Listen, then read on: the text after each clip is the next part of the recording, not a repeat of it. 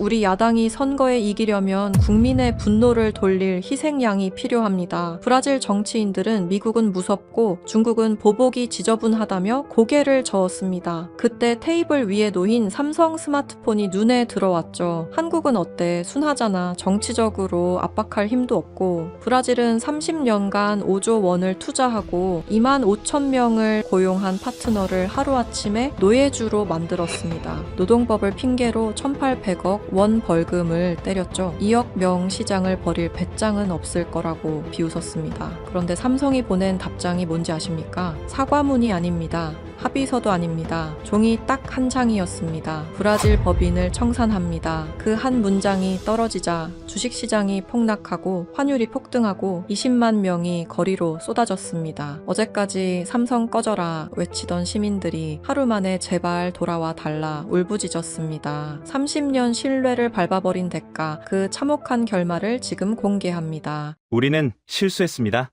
아니, 우리는 범죄를 저질렀습니다. 선거라는 전쟁터에서 승리하기 위해 우리는 가장 믿음직한 우방에게 총구를 겨눴습니다. 1,800억 원. 우리가 그들에게 청구했던 벌금의 액수입니다. 하지만 그 대가로 우리가 잃어버린 것은 돈으로 환산할 수 없는 신뢰, 그리고 20만 명의 일자리였습니다. 저는 지금 브라질 마나우스 제3공장 정문 앞에 서 있습니다. 불과 2년 전까지만 해도 이곳은 매일 아침 2만 5천 명의 직원들이 활기차게 출근하던 곳이었습니다.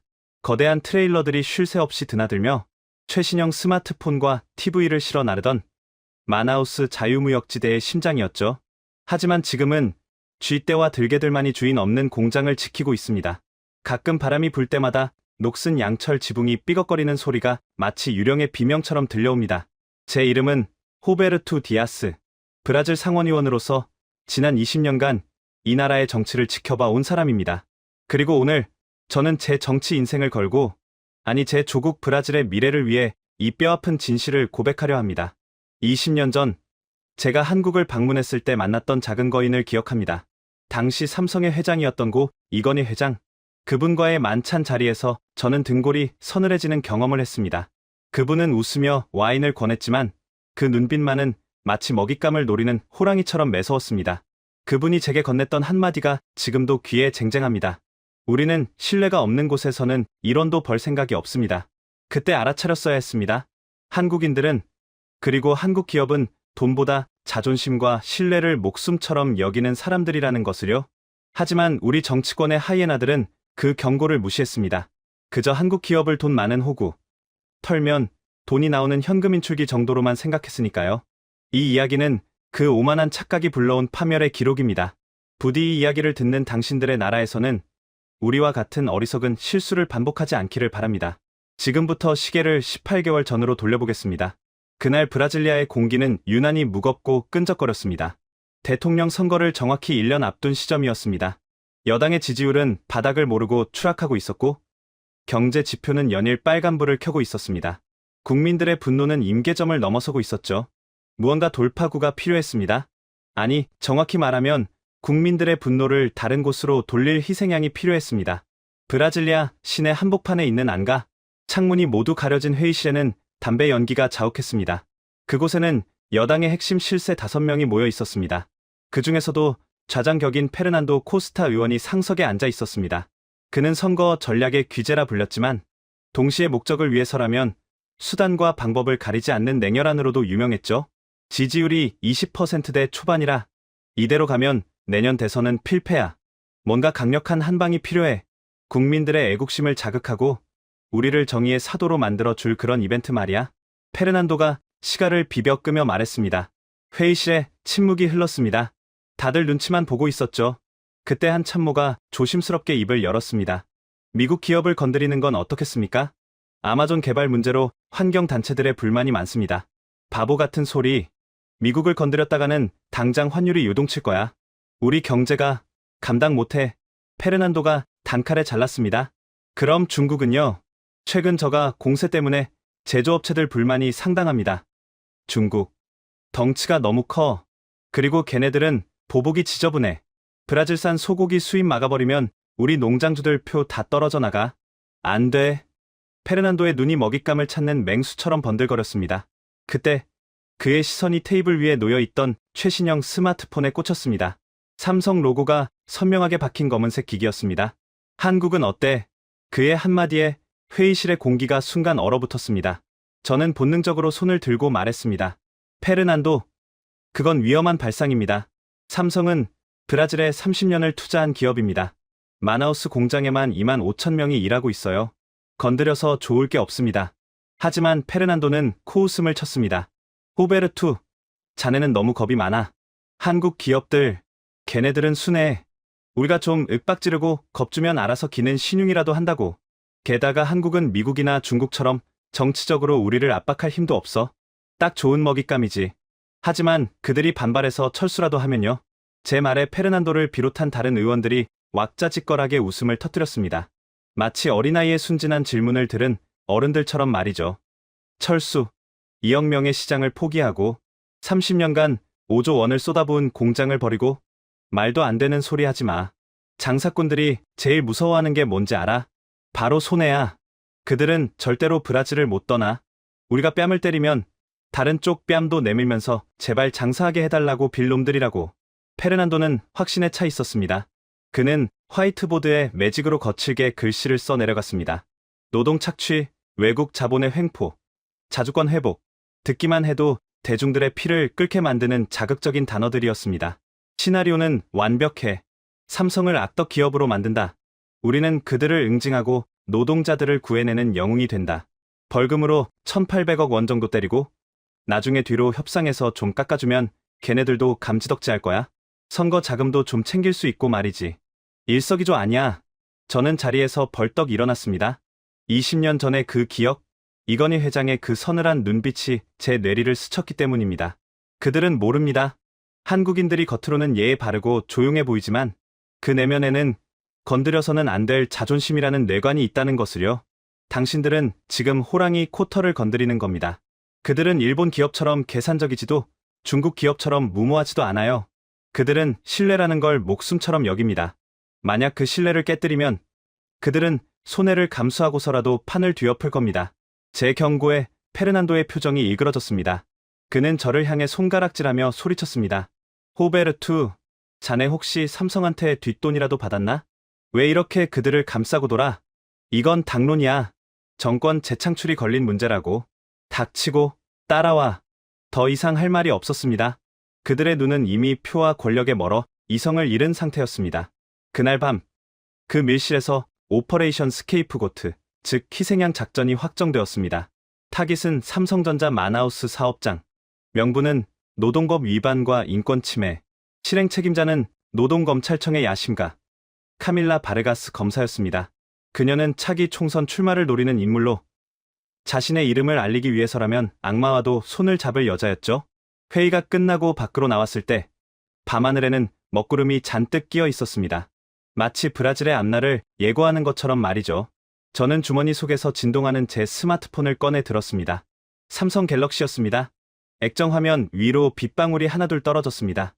저는 알 수 없는 불안감에 휩싸여 한참이나 그 차가운 기계를 바라보았습니다. 다음날 아침, 브라질의 모든 언론 일면에는 충격적인 헤드라인이 실렸습니다. 삼성전자, 아마존의 눈물, 노동자들을 기계처럼 부리는 현대판 노예 농장의 실태. 전쟁은 그렇게 시작되었습니다. 선전포고도 없이 일방적이고도 잔인한 방식으로. 하지만 그때까지 아무도 몰랐습니다. 그 기사가 나간 순간 지구 반대편 서울의 한 사무실에서 안경을 쓴 냉철한 인상의 남자가 조용히 멕시코 지도를 펼치고 있었다는 사실을 말이죠. 페르난도가 쏘아 올린 화살은 과연 어디로 향하게 될까요? 그리고 그 화살을 맞은 한국 기업은 어떤 표정을 짓게 될까요? 폭풍은 이제 막 시작되었습니다. 여당의 비밀 회동이 있고 정확히 일주일 뒤 마나우스의 평화는 깨졌습니다. 새벽 5시 아마존의 짙은 안개를 뚫고 사이렌 소리가 요란하게 울려 퍼졌습니다. 노동검찰청과 연방경찰 합동수사팀 차량 20대가 삼성전자 제3공장 정문을 부술듯이 밀고 들어갔습니다. 마치 테러 조직의 은신처를 급습하는 듯한 기세였습니다. 그들은 영장을 제시하기도 전에 보안 요원들을 제압하고 사무실로 들이닥쳐 서류와 하드디스크를 쓸어 담기 시작했습니다. 이 모든 과정은 미리 섭외된 방송사 카메라에 고스란히 담겼습니다. 헬기까지 동원된 생중계였습니다. 화면 속에서 삼성의 로고는 범죄의 소굴처럼 비쳤고 당황한 직원들의 얼굴은 모자이크도 없이 전파를 탔습니다. 저는 브라질리아의 의원 사무실에서 TV를 통해 그 장면을 지켜보며 깊은 한숨을 내쉬었습니다. 페르난도의 시나리오는 지독하리만큼 완벽하게 작동하고 있었습니다. 작전의 최전선에는 카밀라 바르가스 검사가 있었습니다. 그녀는 30대 후반의 젊은 나이에 노동검찰청 수석검사 자리에 오른 입지전적인 인물이었습니다. 날카로운 눈매와 거침없는 언변, 그리고 무엇보다 대중이 무엇을 원하는지 본능적으로 아는 감각을 지녔죠. 그녀에게 삼성은 정의 구현의 대상이 아니라 자신의 정치적 야망을 실현해줄 화려한 재물이었습니다. 그날 저녁 뉴스부터 브라질 언론은 카밀라가 흘린 정보들을 받아쓰느라 바빴습니다. 자극적인 헤드라인이 쏟아졌습니다. 화장실 가는 시간까지 초 단위로 체크, 삼성의 초시계 공포, 10년 근속해도 비정규직, 아마존의 눈물은 마르지 않는다. 연 매출 30조 원. 하지만 브라질에 낸 기부금은 쥐꼬리, 사실과 거짓이 교묘하게 뒤섞인 가짜 뉴스들이었습니다. 생산 라인의 효율성을 위한 공정관리는 인권 유린으로 둔갑했고 현지 채용 규정에 따른 고용 형태는 노동 착취로 포장되었습니다. 카밀라는 기자회견장에서 눈물을 글썽이며 호소했습니다. 우리는 그동안 그들의 화려한 스마트폰 뒤에 감춰진 노동자들의 피와 땀을 보지 못했습니다. 이것은 단순한 노동법 위반이 아닙니다. 브라질 국민의 존엄을 짓밟은 반인륜적 행위입니다. 저는 검사로서, 아니 한 사람의 브라질 국민으로서 이 거대한 악에 맞서 끝까지 싸울 것입니다. 국민들은 열광했습니다. 지지율 바닥을 기던 여당의 지지도는 수직 상승했고 카밀라 검사는 단숨에 브라질의 잔 다르크로 떠올랐습니다. 사람들은 삼성을 흡혈귀라 부르며 손가락질했습니다. 불과 어제까지만 해도 삼성전자에 취직하는 것이 꿈이라던 청년들이 이제는 거리로 나와 삼성 퇴출을 외치기 시작했습니다. 광기였습니다. 그리고 마침내 그들이 기다리던 순간이 왔습니다. 삼성전자 중남미 총괄 박진혁 전무의 소환 조사였습니다. 박진혁. 그는 업계에서 면도날이라 불리는 사람이었습니다. 감정을 좀처럼 드러내지 않고 철저하게 데이터와 논리로만 움직이는 전형적인 전략가였죠. 카밀라는 그를 굴복시키는 장면을 연출하고 싶어 했습니다. 검찰청 앞은 수백 명의 취재진과 시위대로 인산인해를 이뤘습니다. 박 전무가 차에서 내리자 계란과 물병이 날아들었습니다. 경호원들이 우산으로 겨우 막아냈지만 욕설과 야유는 막을 수 없었습니다. 하지만 박 전무는 조금도 동요하지 않았습니다. 그는 흐트러짐 없는 정장 차림으로 자신에게 쏟아지는 비난을 묵묵히 견디며 검찰청 계단을 올랐습니다. 마치 소음이 들리지 않는 사람처럼 그의 표정은 서늘할 정도로 차분했습니다. 조사실 안 카밀라 검사는 의기양양하게 앉아 있었습니다. 그녀 앞에는 압수수색으로 확보한 방대한 양의 서류들이 산더미처럼 쌓여 있었죠. 박 전무가 자리에 앉자 그녀는 두꺼운 서류 뭉치를 테이블 위에 탁 하고 던졌습니다. 박 전무님, 증거는 차고 넘칩니다. 초과 근무 기록 조작, 산업재해 은폐, 노조 설립방해, 변명하실 생각은 마십시오. 브라질 법은 당신들의 그런 꼼수를 용납하지 않습니다. 카밀라는 기대했을 겁니다. 그가 당황하거나 화를 내거나 아니면 제발 봐달라고 사정하는 모습을요. 하지만 박 전무는 안경을 고쳤으며 서류를 잠시 훑어볼 뿐이었습니다. 그리고 낮고 침착한 목소리로 물었습니다. 저희가 위반했다는 법 조항이 구체적으로 뭡니까? 브라질 노동법 제15조, 32조, 그리고 헌법에 명시된 인간의 존엄성 보장 조항입니다. 저희는 지난 30년간 브라질 노동청의 가이드라인을 단 한 번도 어긴 적이 없습니다. 매년 최우수 모범 기업으로 선정되어 대통령 표창까지 받았습니다. 그 표창장에 서명한 게 바로 지금의 대통령이십니다. 그런데 하루아침에 저희가 범죄 집단이 되었다는 겁니까? 박 전무의 논리적인 반박에 카밀라의 미간이 찌푸려졌습니다. 그녀는 책상을 내리치며 목소리를 높였습니다.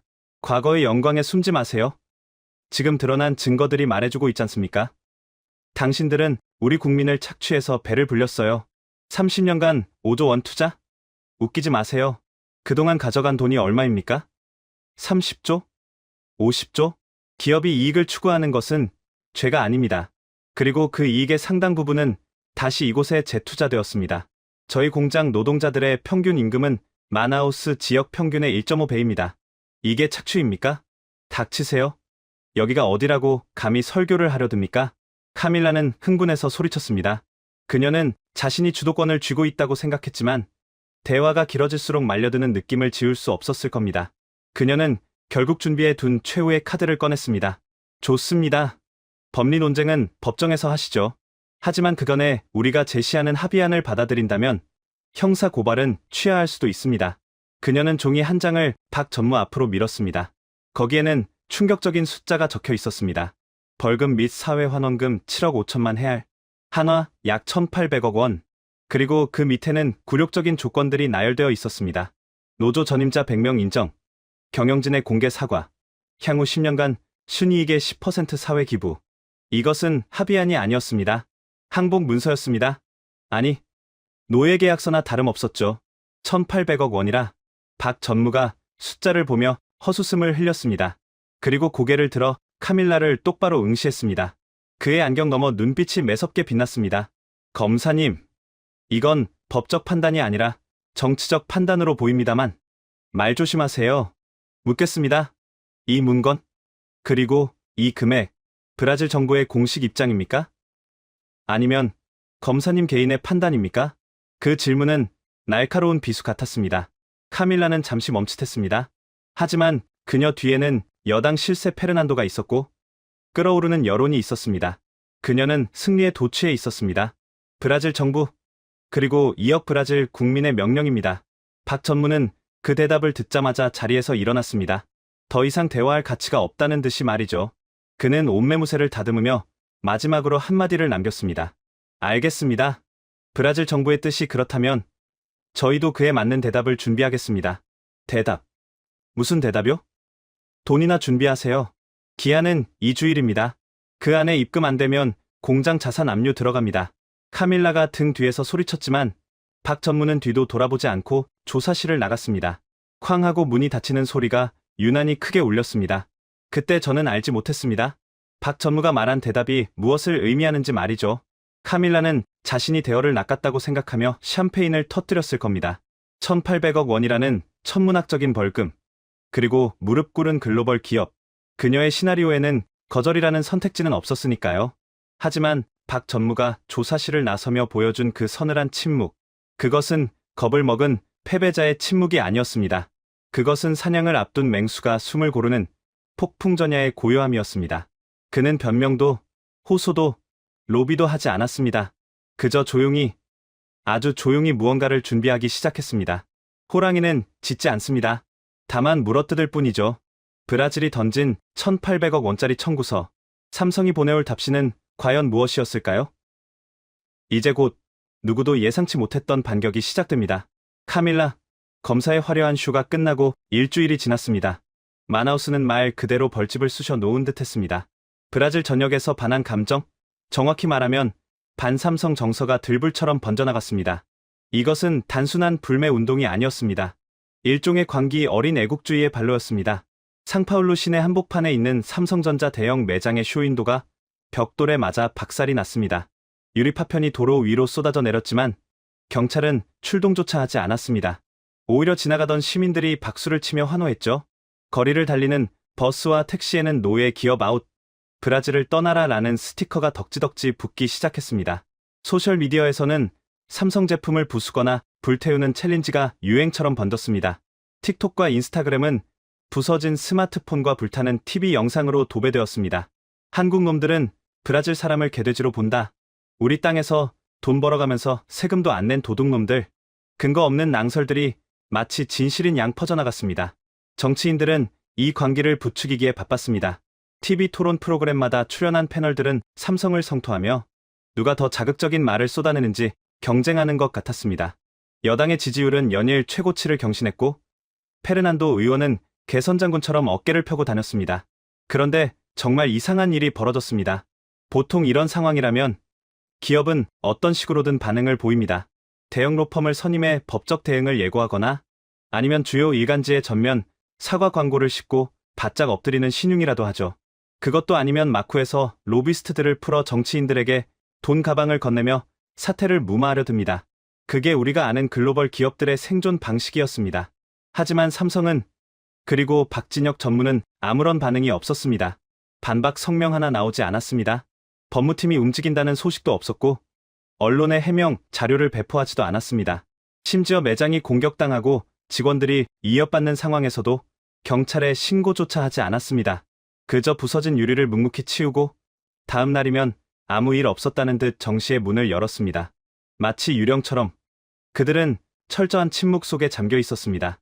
브라질리아의 정치인들은 이 침묵을 공포로 해석했습니다. 페르난도 의원은 사석에서 낄낄거리며 이렇게 말했습니다. 보게, 호베르투, 저 녀석들 겁먹어서 오줌 지리고 있는 거야. 지금 본사에 보고하고 난리 났겠지. 얼마를 내야 우리가 봐줄지 계산기 두드리고 있을걸? 1800억? 아니야. 내가 보기엔 2000억을 불러도 넙죽 낼 기세야. 한국 사람들은 원래 시끄러운 걸 싫어하거든. 돈으로 입마금하려는 게 뻔해. 하지만 저는 달랐습니다. 저는 그 침묵이 무서웠습니다. 등골이 오싹할 정도로 불길했습니다. 20년 전 제가 만났던 그 작은 거인 이건희 회장의 말이 자꾸만 귓가를 맴돌았기 때문입니다. 우리는 이류 대우를 받으면서 인류 제품을 팔 생각은 없습니다. 그들은 장사꾼이지만 자존심까지 파는 장사꾼은 아니었습니다. 호랑이는 짖지 않습니다. 사냥감이 사정권에 들어올 때까지 숨을 죽이고 기다릴 뿐이죠. 지금 삼성의 침묵은 굴복이 아니라 사냥을 준비하는 맹수의 고요함 같았습니다. 불안감을 견디다 못한 저는 직접 박진혁 전무를 만나기로 결심했습니다. 페르난도 몰래? 개인적인 자격으로 말이죠. 저는 과거 한국 방문 당시 인연을 맺었던 삼성의 대외 협력 담당 임원에게 연락을 취했습니다. 다행히 만남은 성사되었습니다. 장소는 상파울루 삼성전자 법인 건물, 박 전무의 집무실이었습니다. 약속 시간인 오후 3시, 저는 모자를 눌러쓰고 뒷문을 통해 건물로 들어갔습니다. 그런데 로비에 들어서는 순간부터 묘한 위화감을 느꼈습니다. 보통 대기업 본사라면 서류를 든 직원들이 분주하게 오가고 전화벨 소리가 끊이지 않아야 정상입니다. 하지만 그곳은 너무나 조용했습니다. 직원들은 자리에 앉아 있었지만 모니터만 응시할 뿐 대화가 없었습니다. 마치 장례식장 같은 엄숙함이 감돌았습니다. 박 전무의 비서가 저를 안내했습니다. 집무실 문이 열리고 박 전무가 자리에서 일어나 저를 맞이했습니다. 그는 여전히 흐트러짐 없는 정장 차림이었지만 얼굴은 지난번보다 훨씬 수척해져 있었습니다. 하지만 눈빛만은 형형하게 살아 있었습니다. 호베르투 의원님, 어려운 발걸음 하셨습니다. 그는 정중하게 악수를 청했습니다. 저는 자리에 앉자마자 단도직입적으로 말을 꺼냈습니다. 박 전무, 상황이 심상치 않습니다. 여당 내 분위기가 강경해요. 카밀라 검사가 2차 소환을 준비하고 있습니다. 이번에는 구속영장까지 청구할 거라는 소문이 돌아요.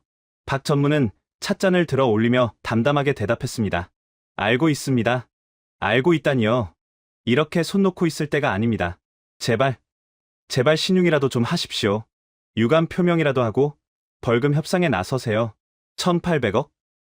물론 큰 돈이죠. 하지만 브라질 사업 전체를 날리는 것보다는 낫지 않습니까? 제가 페르난도 의원을 설득해서 금액을 절반 정도로 깎아보겠습니다. 그러니까 제발.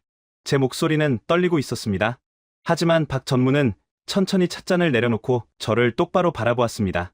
그의 목소리는 차분했지만 그 안에는 단단한 쇠목 같은 결기가 박혀 있었습니다. 의원님, 저희는 범죄를 저지르지 않았습니다. 죄가 없는데 왜 사과를 해야 합니까? 그리고 협상이라니요. 저희는 테러리스트와는 협상하지 않습니다. 테러리스트라니요. 브라질 정부를 말씀하시는 겁니까? 정당한 법 집행이 아니라 정치적 목적을 위해 기업을 인질로 잡고 몸값을 요구하는 행위. 그것이 테러가 아니면 무엇입니까? 그의 말에 말문이 막혔습니다. 틀린 말이 아니었기 때문입니다. 하지만 저는 브라질 상원의원으로서 최악의 사태만은 막아야 했습니다. 박 전무, 현실을 직시하세요. 브라질은 인구 2억의 시장입니다. 남미 최대의 경제 대국이에요. 이곳을 포기하고 어디로 가겠습니까? 베트남? 인도? 거기도 정치적 리스크는 있어요. 여기만큼 인프라가 갖춰진 곳은 없습니다. 자존심 좀 굽히는 게 그렇게 어렵습니까? 박 전무는 씁쓸한 미소를 지었습니다. 그리고 자리에서 일어나 집무실 벽면에 걸려있던 거대한 세계지도로 다가갔습니다. 의원님, 기업에게 가장 중요한 인프라가 무엇인지 아십니까? 도로? 항만? 전기? 아닙니다. 그가 지도 위에 브라질을 손가락으로 가리켰습니다. 바로 예측 가능성입니다. 내가 법을 지키면 보호받을 수 있다는 믿음, 내가 투자한 만큼 정당한 대우를 받을 수 있다는 신뢰, 그게 무너진 곳에서는 어떤 비즈니스도 불가능합니다. 오늘 1800억을 주면 내년 선거 때는 3000억을 달라고 하겠죠. 그 다음에는요? 공장을 내놓으라고 할 겁니까? 그의 손가락이 지도 위에서 천천히 북쪽으로 이동했습니다. 그리고 멕시코 몬테레이 지역에서 멈췄습니다. 저희는 지난 30년간 브라질을 믿었습니다. 5조 원을 투자했고 2만 5천 명을 고용했습니다. 하지만 돌아온 것은 노예 농장주라는 오명뿐이군요. 신뢰는 깨진 유리잔과 같습니다. 다시 붙일 수 없죠. 그 순간 저는 책상 한 구석에 놓여 있던 서류철 하나를 발견했습니다. 파일 제목은 한글로 적혀 있었지만 옆에 작은 영어 부제가 붙어 있었습니다. 프로젝트 엑소더스, 단계적 철수 계획이라고 쓰여 있었습니다. 심장이 쿵하고 내려앉았습니다. 엑소더스, 탈출. 그들은 협상 카드를 만지작거리고 있었던 게 아니었습니다. 떠날 준비를 하고 있었던 겁니다. 그것도 아주 치밀하고 완벽하게. 설마 정말 떠나실 생각입니까? 제 질문에 박 전무는 대답 대신 책상 서랍을 열어 봉투 하나를 꺼냈습니다. 의원님, 이건 개인적으로 드리는 선물입니다. 그동안 브라질에서 저희 기업을 위해 애써주신 것에 대한 작은 성의입니다. 그것은 최신형 갤럭시 스마트폰이었습니다. 하지만 제 눈에는 그것이 작별 선물로밖에 보이지 않았습니다. 박 전무, 다시 생각하세요. 이건 브라질 경제에 재앙이 될 겁니다. 수만 명이 실직할 거예요. 당신들도 엄청난 손해를 볼 겁니다. 손해라. 의원님, 삼성은 1년에 수십조 원의 이익을 냅니다. 브라질 공장 하나 문 닫는다고 망하지 않습니다. 하지만 브라질은 삼성이라는 파트너를 잃으면 앞으로 어떤 글로벌 기업도 이곳에 마음 놓고 투자하지 않을 겁니다. 손해는 우리가 아니라 브라질이 보는 겁니다. 그의 말은 냉혹한 현실이었습니다. 저는 더 이상 그를 설득할 수 없음을 깨달았습니다. 자리에서 일어나는 제 다리가 후들거렸습니다. 문을 나서려는데 박 전무가 마지막으로 저를 불렀습니다. 의원님, 내일 오전 10시 저희가 공식 입장을 발표할 겁니다. 부디 그 자리에 와 주십시오. 마지막 증인이 되어 주셨으면 합니다. 마지막입니까? 박 전무는 대답 없이 고개를 숙여 인사했습니다. 건물을 빠져나오는데 하늘이 무너지는 것 같은 기분이 들었습니다. 거리에는 여전히 삼성을 비난하는 현수막이 나부끼고 있었습니다. 사람들은 낄낄거리며 삼성 매장에 계란을 던지고 있었습니다. 그들은 모릅니다. 자신들이 던진 그 계란이 결국 자신들의 밥그릇을 깨뜨리는 돌멩이가 되어 돌아올 것이라는 사실을. 다음날 아침, 여당 지도부는 축제 분위기였습니다. 페르난도 의원은 아침 회의에서 큰 소리쳤습니다. 드디어 오늘이야. 삼성이 기자회견을 연다고 연락이 왔어. 봤지? 내 말이 맞잖아. 항복 선언하러 오는 거라고. 1,800억. 아니 그 이상을 받아낼 수도 있어. 오늘 저녁에 샴페인이나 터뜨리자고. 카밀라 검사도 흥분된 표정으로 TV 앞에 앉아 있었습니다.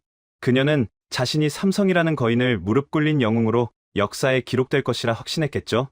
오전 9시 55분 브라질리아의 호텔 컨퍼런스룸은 수백 명의 취재진으로 발 디딜 틈이 없었습니다. 카메라 플래시가 번개처럼 터졌습니다. 단상 위에는 마이크가 수십 개 놓여 있었고 그 뒤에는 커다란 스크린이 설치되어 있었습니다. 그리고 정각 10시 박진혁 전무가 임원진 5명과 함께 입장했습니다. 그들의 표정은 비장했습니다. 웃음기는커녕 분노조차 보이지 않는 무표정. 그 서늘한 기운에 장내가 순간 조용해졌습니다. 박 전무가 단상에 섰습니다. 그는 품 안에서 얇은 종이 한 장을 꺼냈습니다. 페르난도가 예상했던 두툼한 사과문도 카밀라가 기대했던 합의서도 아니었습니다. 단 한 장. 그는 안경을 고쳐 쓰고 천천히 입을 열었습니다. 통역 없이 유창한 포르투갈어로 말이죠. 존경하는 브라질 국민 여러분, 그리고 정부 관계자 여러분. 그의 목소리가 스피커를 타고 회의장에 울려 퍼졌습니다. 그것은 항복 선언의 시작이었을까요? 아니면 전쟁의 서막이었을까요? 모두가 숨을 죽이고 그의 입술을 주시했습니다. 하지만 그가 뱉은 첫 마디는 그 자리에 있던 모든 사람의 예상을 완벽하게 빗나간 것이었습니다.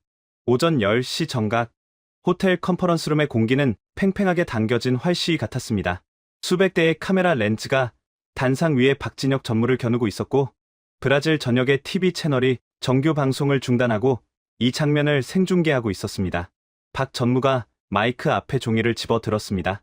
종이는 가볍게 떨리는 듯했지만 그의 손은 바위처럼 단단하게 고정되어 있었습니다. 그가 입을 떼기 전 아주 짧은 정적이 흘렀습니다. 그 정적 속에서 저는 페르난도 의원의 사무실 TV를 통해 그를 지켜보고 있었습니다. 페르난도는 위스키 잔을 든 채 킬킬거렸습니다.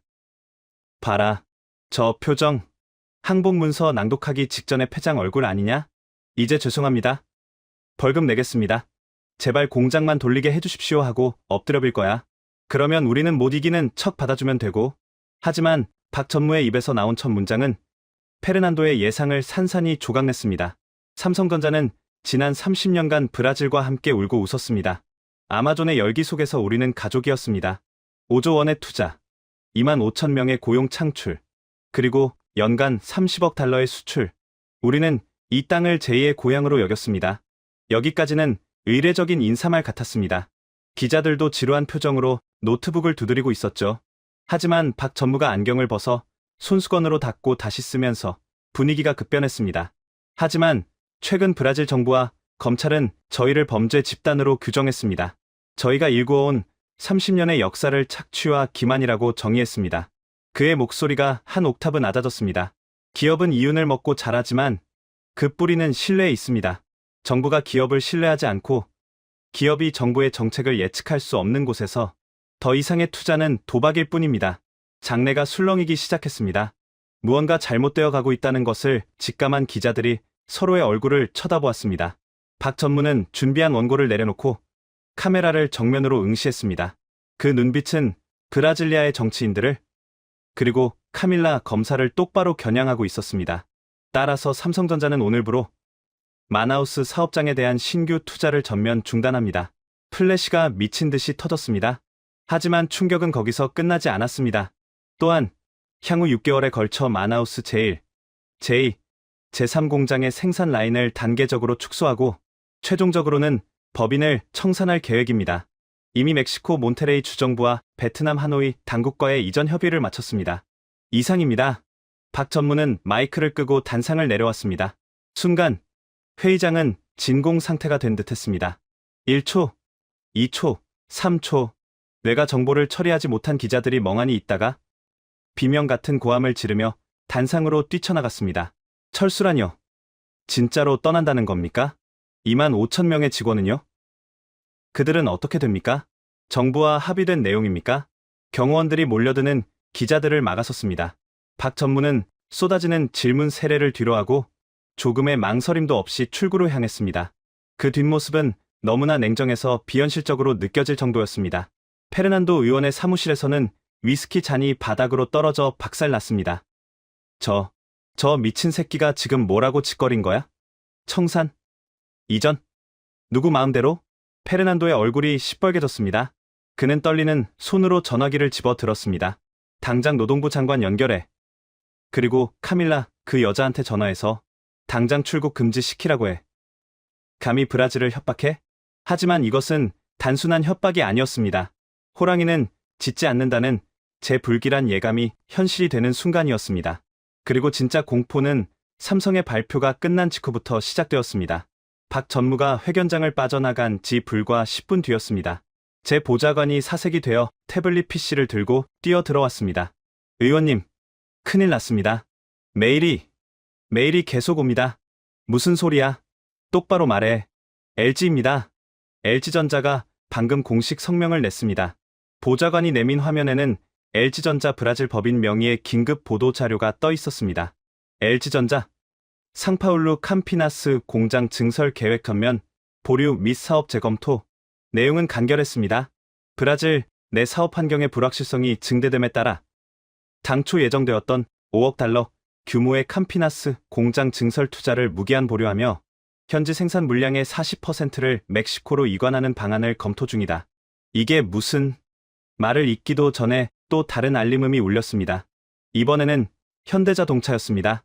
현대자동차 브라질 법인 피아시카바 공장 3교대 근무제 폐지 및 생산량 50% 감축 결정. 최근의 반기업 정서와 예측 불가능한 법적 리스크로 인해 정상적인 경영 활동이 불가능하다고 판단. 그것은 마치 군사 작전 같았습니다. 삼성이라는 선봉장이 돌격 신호를 보내자 대기하고 있던 주력군들이 일제히 포문을 연 것입니다. 한국 기업 특유의 끈끈한 유대감, 위기 상황에서 똘똘 뭉쳐 대응하는 스크럼 전략이 브라질을 강타하고 있었습니다. 하지만 진짜 지옥은 그 다음이었습니다.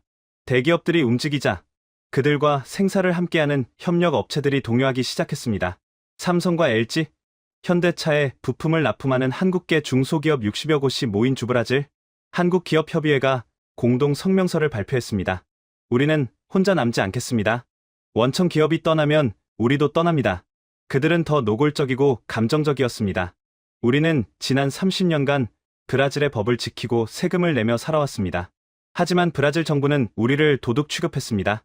더 이상 이곳에서 사업할 명분도 의욕도 없습니다. 우리는 한국 본국으로의 철수 및 제3국 이전을 오늘부터 시작합니다. 60개 기업, 고용 인원만 합쳐도 5만 명이 넘는 규모였습니다. 마나우스뿐만 아니라 상파울루, 피라시카바, 소로카바 등 브라질 주요 공업 도시들이 동시에 타격을 입게 된 겁니다.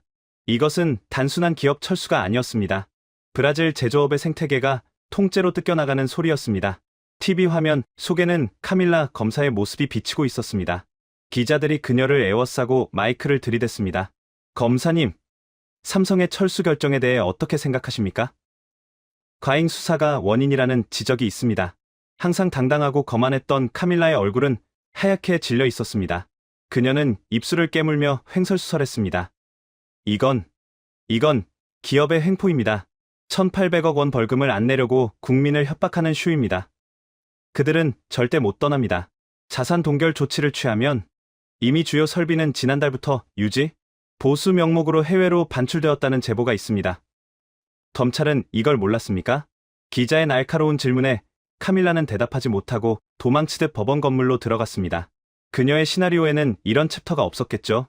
악덕 기업은 벌금을 내고 굴복해야 하는데 판을 엎어버리고 나가버리다니 그녀의 상식으로는 이해할 수 없는 일이었습니다. 오후 2시 브라질 주식시장이 반응하기 시작했습니다. 보베스파 지수가 급락했습니다. 외국인 투자자들이 패닉셀, 즉 공황 매도에 나선 것입니다. 한국 기업들이 떠난다. 브라질은 이제 투자 부적격 국가다. 월스트리트의 분석 보고서들이 실시간으로 쏟아졌습니다. 삼성 하나가 아니라 코리아, 잉크 전체가 움직였다는 사실이 투자자들에게는 브라질 리스크의 확증으로 받아들여졌습니다. 환율 그래프는 수직으로 치솟았습니다. 헤아라 가치가 휴지 조각처럼 떨어지고 있었습니다. 저는 의원실 창밖을 내려다보았습니다. 국회 앞 광장에는 어제까지만 해도 삼성 규탄 시위를 벌이던 사람들이 모여 있었습니다. 하지만 그들의 손에 들린 피켓은 더 이상 삼성 아웃이 아니었습니다. 내 일자리 돌려내라. 정부는 대책을 마련하라. 불과 4시간 만에 여론이 180도 뒤집혔습니다. 공포는 분노보다 빨랐습니다. 사람들은 직감적으로 알았습니다. 삼성과 LG, 현대차가 떠난다는 것은 단순히 스마트폰이나 자동차를 못 산다는 뜻이 아니라는 것을, 내 남편, 내 아내, 내 자식의 직장이 사라진다는 것을. 제 전화기가 울렸습니다. 페르난도였습니다. 아까의 기세등등함은 온데간데 없고 목소리가 덜덜 떨리고 있었습니다. 호베르투, 자네 그 박 전무랑 안면이 있다고 했지? 지금 당장 연락 좀 해봐. 우리가 실수했다고. 벌금 깎아주겠다고. 아니, 없던 일로 하겠다고. 제발 좀 말려봐. 저는 전화기를 꽉 쥐었습니다. 화가 치밀어 올랐지만 동시에 깊은 무력감이 밀려왔습니다. 페르난도, 늦었어요. 무슨 소리야? 이제 겨우 발표한 지 4시간 지났어. 되돌릴 수 있다고. 당신은 아직도 그들을 모릅니다. 한국 사람들은 한번 칼을 뽑으면 무라도 썰기 전에는 절대 도로 넣지 않아요. 그들은 이미 지난달부터 멕시코 공장을 가동하기 시작했을 겁니다. 박 전무가 오늘 발표한 건 계획이 아니라 이미 실행된 결과 통보예요. 이 개자식들이. 전화를 끊어버렸습니다. 더 이상 그와 이야기하고 싶지 않았습니다. 저는 TV 뉴스 속보를 멍하니 바라보았습니다. 화면에는 마나우스 공장 상공에서 촬영한 항공 영상이 나오고 있었습니다. 수백 대의 대형 트레일러가 공장을 빠져나가는 모습이었습니다. 마치 거대한 뱀이 둥지를 떠나는 것처럼 끝이 보이지 않는 행렬이 이어지고 있었습니다. 그 트레일러 안에는 브라질의 미래가, 우리의 희망이 실려나가고 있었습니다. 그날 밤 브라질리아의 모든 불이 꺼지지 않았습니다. 대통령궁에서는 긴급 안보회의가 소집되었고 재무부는 환율 방어를 위해 외환 보유고를 풀겠다고 발표했습니다. 하지만 이미 둑은 터졌습니다. 신뢰라는 둑이 무너진 자리로 경제 위기라는 거대한 쓰나미가 밀려오고 있었습니다. 그리고 그 쓰나미의 맨 앞에서 가장 먼저 휩쓸려 나간 것은 다름 아닌 마나우스의 힘없는 서민들이었습니다. 2만 5천 명의 실직은 시작에 불과했습니다. 한국 기업들이 빠져나간 자리에 생긴 거대한 진공 상태. 그 공허함이 브라질 경제를 어떻게 집어삼키는지 우리는 똑똑히 목격해야 했습니다. 도미노는 이제 막 첫 번째 블록이 쓰러졌을 뿐입니다. 그리고 대통령은 마침내 직접 나서기로 결심했습니다. 박진혁 전무의 폭탄 선언이 있은 지 정확히 24시간이 지났습니다. 그 하루는 브라질 현대사에서 가장 길고도 고통스러운 시간이었습니다. 브라질리아의 정치인들은 여전히 현실을 부정하고 있었습니다. 대통령궁에서는 긴급 안보회의가 열렸지만 그들의 결론은 허망하기 짝이 없었습니다. 노동부 장관은 TV에 나와 땀을 뻘뻘 흘리며 이렇게 말했습니다. 국민 여러분, 동요하지 마십시오. 이것은 고도의 협상 전술입니다. 30년간 뿌리내린 기업이 하루아침에 짐을 싼다는 것은 물리적으로 불가능합니다. 그들은 결국 돌아올 것입니다. 정부는 단호하게 대처하겠습니다. 페르난도 의원도 거들었습니다. 그는 자신의 소셜미디어에 삼성의 쇼에 속지 말라는 글을 올리며 지지자들을 결집하려 했습니다. 그들이 공장을 멈춘다고요? 천만에요. 당장 다음 달에 출시할 스마트폰 물량을 맞추려면 밤을 새워도 모자랍니다. 저러다 슬그머니 협상 테이블로 나올 겁니다. 두고 보십시오. 하지만 그들의 희망사항은 불과 반나절 만에 산산조각 났습니다. 마나우스 현지에서 날아온 한 장의 사진이 브라질 전역을 충격에 빠뜨렸기 때문입니다. 그것은 마나우스 항구의 항공 사진이었습니다. 항구에는 거대한 컨테이너선 3척이 정박해 있었고 삼성전자 공장에서 나온 수백 대의 트레일러가 끝이 보이지 않는 행렬을 이루며 항구로 들어가고 있었습니다. 컨테이너마다 선명하게 찍힌 목적지 코드, 데스티네이션 몬테레이 멕시코, 데스티네이션 하이퐁 베트남. 그것은 블러핑이 아니었습니다. 쇼도 아니었습니다. 군사 작전을 방불케 하는 치밀하고도 신속한 철수 작전이었습니다. 저는 나중에 알게 된 사실이지만 삼성은 이미 3개월 전부터 극비리의 주요 생산, 설비의 해체와 이송 계획을 수립해왔다고 합니다. 유지보수라는 명목으로 핵심 금형과 로봇팔들을 분해해 박스에 담아두었고 카밀라 검사가 압수수색을 하며 승리감에 취해 있을 때 그들은 조용히 배를 예약하고 있었던 겁니다. 한국인들의 그 무서운 추진력, 소위 말하는 빨리빨리 문화가 철수 작전에서도 유감없이 발휘되고 있었습니다. 브라질 공무원들이 서류 도장을 찍으며 탁상 공론을 벌이는 동안 삼성은 이미 짐을 싸서 현관문을 나서고 있었던 겁니다. 그 사진이 공개되자마자 시장은 발작을 일으켰습니다. 오후 1시 상파울루 증권거래소 전광판이 온통 붉은색으로 물들었습니다. 삼성협력 업체들의 주가는 하한가로 직행했고 그들에게 대출을 해준 은행주들이 폭락하기 시작했습니다. 투자자들은 비명을 지르며 매도 주문을 쏟아냈습니다. 브라질은 끝났다. 탈출하라. 외국인 투자 자금이 썰물처럼 빠져나갔습니다. 보베스파 지수가 6% 넘게 급락하자 서킷 브레이커가 발동되어 거래가 일시 중단되었습니다. 하지만 거래가 재개되자마자 낙폭은 더 커졌습니다. 브라질 헤아라 환율은 달러당 5.5 헤아를 돌파하며 사상 최고치를 경신했습니다. 하루 만에 국가의 구매력이 10% 가까이 증발해버린 것입니다. 수입 물가가 치솟았습니다. 당장 슈퍼마켓의 밀가루와 식용유 가격표가 바뀌기 시작했습니다. 서민들은 영문도 모른 채 주유소로 달려가 줄을 섰습니다. 불안감이 전염병처럼 번졌습니다. 하지만 진짜 재앙은 숫자가 아닌 사람들의 삶에서 터져나왔습니다. 마나우스 산업단지. 그곳은 마치 거대한 폭격을 맞은 도시 같았습니다. 삼성전자 제1공장, 제2공장, 제3공장이 동시에 가동을 멈췄습니다. 굴뚝에서 나오던 연기가 사라졌고 24시간 돌아가던 기계 소음이 멈췄습니다. 그 적막함이 소음보다 더 공포스러웠습니다. 삼성 공장 주변에는 소위 삼성타운이라 불리는 거대한 상권이 형성되어 있었습니다. 직원 2만 5천 명이 먹고 마시고 자는 곳이었죠. 식당 500개, 편의점 100개, 미용실, 세탁소, 헬스장, 그 모든 가게가 삼성 직원들의 월급에 의존하고 있었습니다.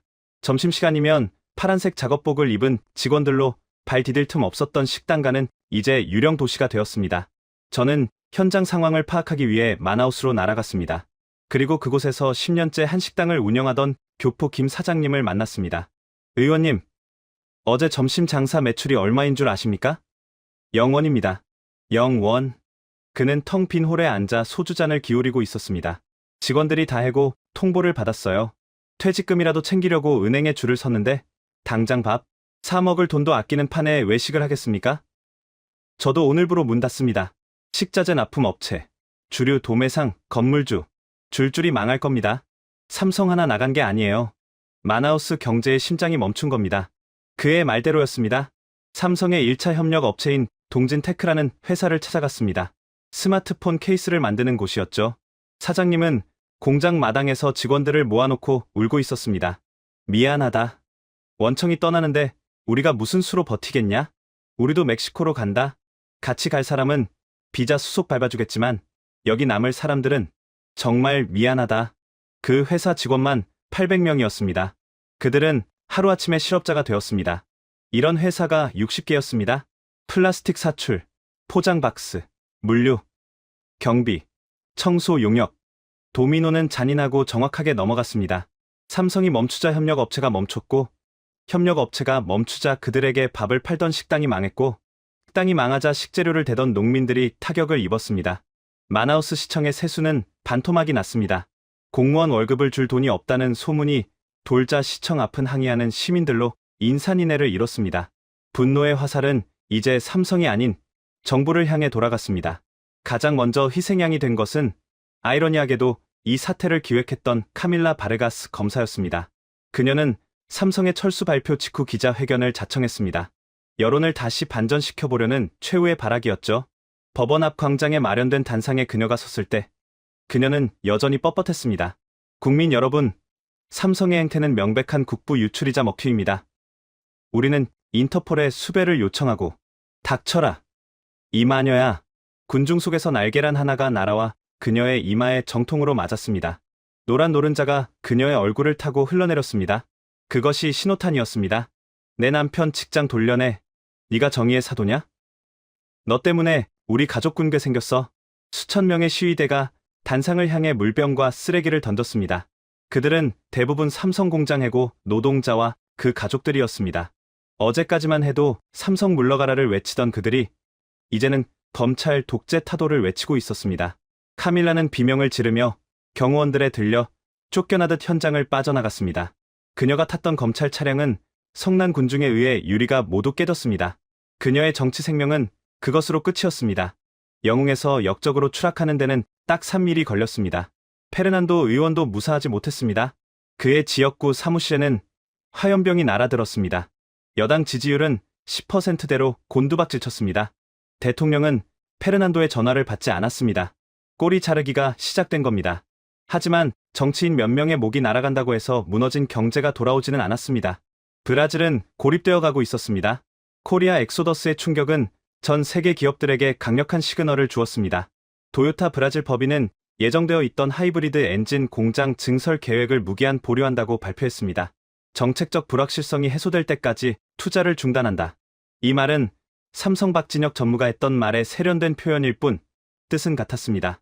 너희 나라 못 믿겠다는 것이었죠. 독일의 폭스바겐, 프랑스의 까르푸, 미국의 포드, 글로벌 기업들이 약속이나 한 듯 브라질 투자 계획을 재검토하기 시작했습니다. 브라질은 순식간에 기업들의 무덤이라는 오명을 쓰게 되었습니다. 제가 가장 뼈아프게 느꼈던 순간은 며칠 뒤 국회에서 열린 긴급 현안 질의 시간이었습니다. 야당 의원들이 경제부 장관을 난타하고 있을 때 저는 조용히 자리에서 일어나 발언권을 얻었습니다. 장관님, 삼성 공장 부지를 중국 기업에 매각한다는 소문이 돌던데 사실입니까? 장관은 힘없는 목소리로 대답했습니다. 네, 화웨이와 샤오미 측에 접촉해 보았습니다만 뭐라고 하던가요? 그들이 거절했습니다. 장내에 탄식이 흘렀습니다. 이유가 뭡니까? 헐값에 넘기겠다고 했을 텐데 그들이 말하길 삼성이 포기하고 나간 곳에는 다 이유가 있을 거라고 하더군요. 한국 기업이 못 견디고 나간 곳에서 자신들이 성공할 자신이 없답니다. 그리고요? 그 공장 설비가 너무나 완벽하게 해체되어 있어서 껍데기만 남은 공장을 인수해봤자 고철 덩어리일 뿐이라고. 그렇습니다. 삼성은 떠날 때조차 철두철미했습니다. 그들은 자신들의 기술이 유출될까봐 핵심 설비는 가져가지 못한 것은 철저히 불용 처리했습니다. 그 넓은 공장은 이제 누구도 쓸 수 없는 거대한 콘크리트 덩어리가 되어버린 것입니다. 브라질은 자존심을 세우려다 팔다리를 잘린 꼴이 되었습니다. 대통령은 그제야 사태의 심각성을 깨달았습니다. 환율 방어에 실패하고 지지율은 한 자릿수로 떨어질 위기에 처하자 그는 마지막 카드를 꺼내 들었습니다. 박진혁 전무를 만나야겠소. 내가 직접 참모들이 말렸습니다. 대통령이 일개 외국 기업 임원을, 그것도 떠나겠다는 사람을 만나는 건 국격에 맞지 않는다는 이유였습니다. 하지만 대통령은 책상을 내리치며 소리쳤습니다. 국격? 나라가 망하게 생겼는데 국격이 밥 먹여주나. 바짓가랑이라도 잡아야 해. 그가 떠나면 우리 정권도 끝이야. 그렇게 역사적인 만남이 주선되었습니다. 장소는 대통령 관저. 하지만 이미 버스는 떠난 뒤였습니다. 그들이 모르는 것이 하나 있었습니다. 삼성의 시계는 브라질의 시계보다 훨씬 빠르게 돌아간다는 것을. 박 전무는 이미 브라질에 없었습니다. 그는 멕시코 몬테레이 공장의 기공식에 참석하기 위해 출국한 상태였습니다. 대통령은 급하게 전용기를 띄워 박 전무를 모셔오라고 지시했습니다. 이건 외교적 결례를 넘어선 애원에 가까운 추태였습니다. 하지만 급한 불을 꺼야 했습니다. 이 소식을 들은 저는 씁쓸한 웃음을 지을 수밖에 없었습니다. 불과 2주일 전 1,800억 원을 내라며 큰소리치던 그 위풍당당하던 정부는 어디로 갔습니까? 이제는 제발 돌아만 와달라며 세금도 안 받고 땅도 공짜로 주겠다며 읍소하는 꼴이라니. 하지만 저는 알고 있었습니다. 한국 기업은, 특히 삼성은 한번 내린 결정을 쉽게 번복하지 않는다는 것을. 그들은 감정적으로 움직이지 않습니다. 철저한 계산과 원칙 위에서 움직입니다. 이미 신뢰 불가 판정을 받은 파트너에게 다시 손을 내밀 만큼 그들은 어리석지 않습니다. 도미노의 마지막 블록이 쓰러지기 직전이었습니다. 그리고 그 충격은 브라질의 미래를 송두리째 앗아갈 만큼 거대했습니다. 브라질리아 대통령궁 플라날투. 그날 관저의 공기는 무덤 속처럼 차갑고 무거웠습니다. 저는 대통령의 긴급 호출을 받고 집무실에 들어가 있었습니다. 화려한 샹들리에 아래 대통령은 초췌한 얼굴로 소파 깊숙이 파묻혀 있었습니다. 테이블 위에는 재무장관이 올린 보고서가 놓여 있었는데 표지에 적힌 붉은색 그래프들은 마치 국가의 심전도가 멈추고 있음을 알리는 것 같았습니다.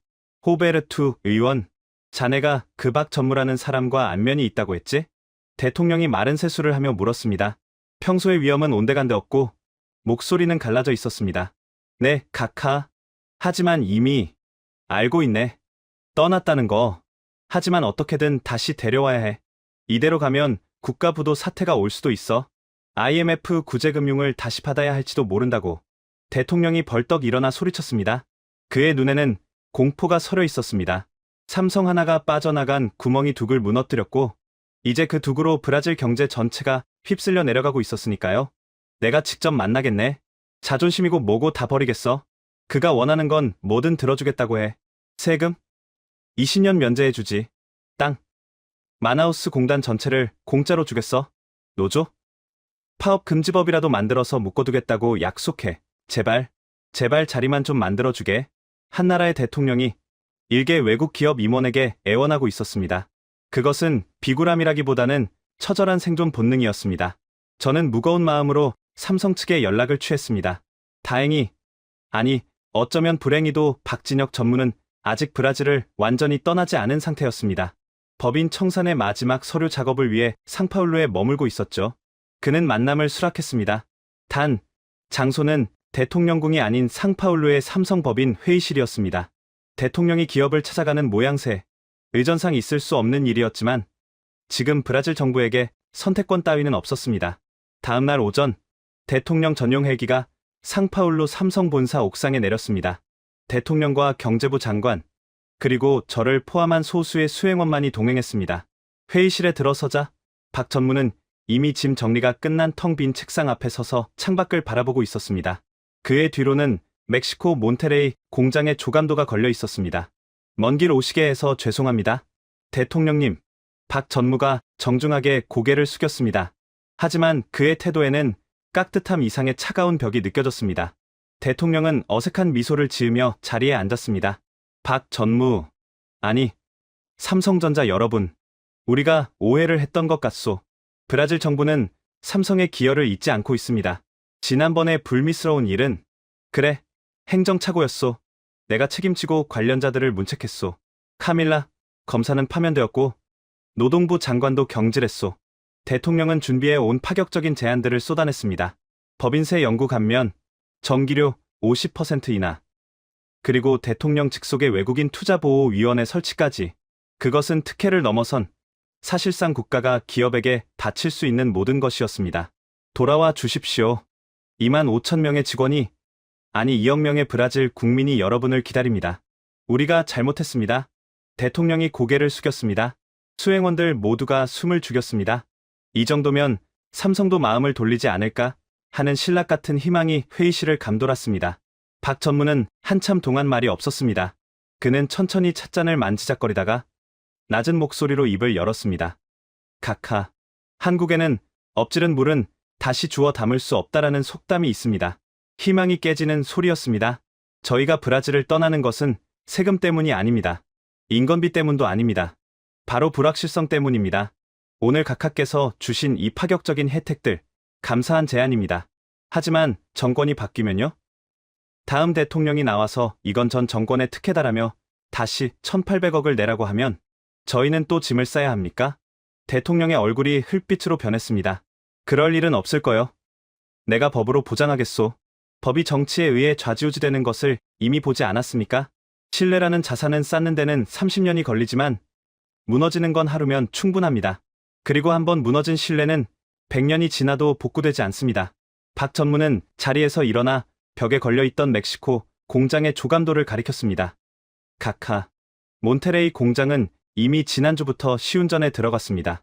베트남 하이퐁 공장 라인 증설도 끝났습니다. 저희의 시계는 멈추지 않습니다. 브라질이 멈춰있는 동안 저희는 살기를 찾아 움직였습니다. 버스는 이미 떠났습니다. 그럼 우리 직원들은 어쩌란 말이오. 그 많은 실업자들은 대통령이 울부짖듯 소리쳤습니다. 박 전무의 눈빛이 잠시 흔들렸습니다. 그것은 연민이었습니다. 하지만 기업가의 냉정함이 곧 그 감정을 덮었습니다. 그것은 브라질 정부가 고민하셔야 할 몫입니다. 저희가 고용했던 직원들에게는 법정 퇴직금의 300%를 위로금으로 지급했습니다. 그것이 저희가 할 수 있는 마지막 도리이자 의리였습니다. 박 전무는 깊이 고개를 숙여 마지막 인사를 했습니다. 지난 30년간 감사했습니다. 부디 브라질의 무궁한 발전을 빕니다. 그는 뒤도 돌아보지 않고 회의실을 나갔습니다. 닫힌 문 너머로 그의 발소리가 멀어지는 동안 대통령은 소파에 주저앉아 얼굴을 감싸 쥐었습니다. 재무장관은 고개를 떨구었고 저는 창밖을 바라보았습니다. 상파울루의 하늘은 여전히 맑았지만 제 눈에는 잿빛으로 보였습니다. 그것이 끝이었습니다. 기적은 없었습니다. 그리고 18개월이 지난 지금 저는 다시 마나우스 제3공장 앞에 서 있습니다. 박 전무의 말대로 공장은 완전히 멈췄습니다. 굳게 닫힌 철문에는 임대문이라는 낡은 현수막이 걸려 있지만 전화번호는 이미 지워져 있습니다. 아무도 이 거대한 유령을 원하지 않았으니까요. 공장 주변은 슬럼가로 변했습니다. 한때 삼성 직원들이 살던 깔끔한 아파트 단지는 유리창이 다 깨지고 갱단들의 낙서로 도배되었습니다. 밤이 되면 이곳은 마약 거래와 총격전이 벌어지는 무법지대가 됩니다. 실직한 가장들은 알코올 중독자가 되어 거리를 배회하고 아이들은 학교 대신 구걸하러 나옵니다. 수치로 보면 더 참혹합니다. 마나우스 지역 실업률 45%, 범죄율 300% 증가, 브라질 전체 GDP 성장률 마이너스 2% 기록. 이것이 우리가 치른 5만의 청구서였습니다. 가끔 이곳을 지나가는 바람 소리를 듣습니다. 그 소리가 마치 20년 전 이건희 회장의 경고처럼, 그리고 18개월 전 박진혁 전무의 마지막 인사처럼 들립니다. 신뢰가 없는 곳에 미래는 없다. 우리는 그 단순한 진리를 무시했습니다. 정치가 경제를 이길 수 있다고 착각했습니다. 표를 얻기 위해 기업을 악마로 만들고 국민을 선동했습니다. 그 결과가 바로 제 눈앞에 펼쳐진 이 폐허입니다. 한국 기업들은 냉정했습니다. 그들은 감정에 휘둘리지 않았고 협박에 굴하지 않았으며 빈말을 하지 않았습니다. 그들은 자신들의 원칙을 지켰고 그 원칙이 무너졌을 때 주저없이 떠났습니다. 브라질은 너무 늦게 깨달았습니다. 황금알을 낳는 거위의 배를 가르면 황금이 나오는 것이 아니라 피와 내장만 쏟아진다는 것을요. 그리고 죽은 거위는 다시 살아나지 않는다는 것을요. 지금 이 순간에도 브라질리아의 정치인들은 내 탓 공방을 벌이고 있습니다. 누군가는 전 정권 탓을 하고 누군가는 세계 경제 탓을 합니다. 하지만 저는 압니다. 진짜 범인은 바로 우리 자신이었다는 것을. 이 녹슨 공장 정문은 이제 영원히 열리지 않을 것입니다. 하지만 이곳은 역사에 남아 영원히 증언할 것입니다. 오만한 정치가 얼마나 잔인하게 국민의 삶을 파괴할 수 있는지, 그리고 신뢰를 잃은 국가의 말로가 얼마나 비참한지를 말입니다. 저는 폐허가 된 공장을 뒤로하고 발걸음을 돌립니다. 제 주머니 속에는 아직도 박 전무가 주고 간 그 스마트폰이 들어 있습니다. 액정은 꺼져 있지만 그 검은 화면 속에 비친 제 얼굴은 더없이 부끄러워 보입니다. 부디 이 이야기를 듣는 여러분의 나라는 다르기를 바랍니다. 기업이 마음 놓고 투자하고 그 투자가 일자리가 되어 국민을 먹여 살리는 상식적인 나라. 우리는 그 상식을 잃어버렸고 그 대가로 모든 것을 잃었습니다. 이것은 패배자의 변명이 아닙니다. 이것은 뼈아픈 반성문이자 살아남은 자가 보내는 마지막 경고입니다.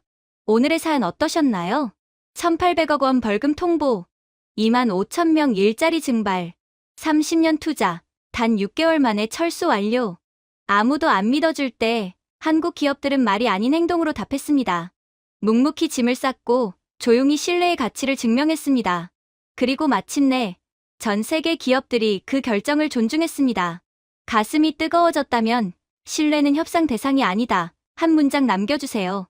여러분의 공유 하나가 대한민국 기업의 자존심을 지키는 작은 응원이 됩니다.